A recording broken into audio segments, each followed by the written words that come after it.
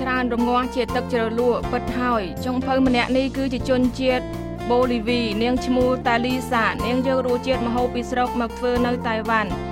ទឹកម្ទេសជូរផ្អែមច្រោយទៅលើនំត្រយោមានរសជាតិឆ្ងាញ់ណាស់ចំណែកប៉ុន្មានមុខទៀតមានគ្រឿងសមុទ្ររងាស់ជាមួយបាយមានបំពងនិងឈីសនេះសុទ្ធតែភ្ញៀវចូលចិត្ត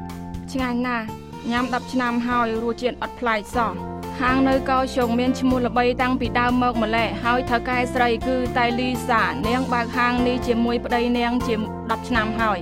មកតៃវ៉ាន់ប្រហែលឆ្នាំហើយ33ឆ្នាំហើយប្តីខ្ញុំចូលចិត្តទីនេះដូច្នេះក៏រស់នៅទីនេះមានម្ហូបច្រើនទៀតញ៉ាំជាមួយគ្នាបាន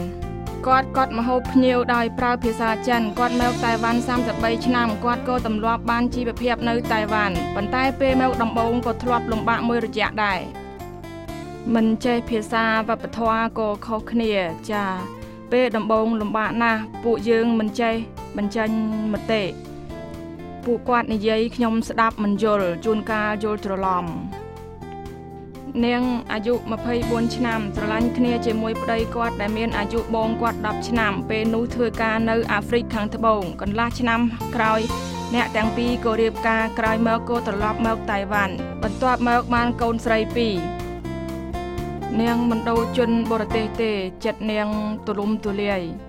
ច្រើនឆ្នាំហើយទម្លាប់បានហើយនៅតៃវ៉ាន់ចូលចិត្តអ្វី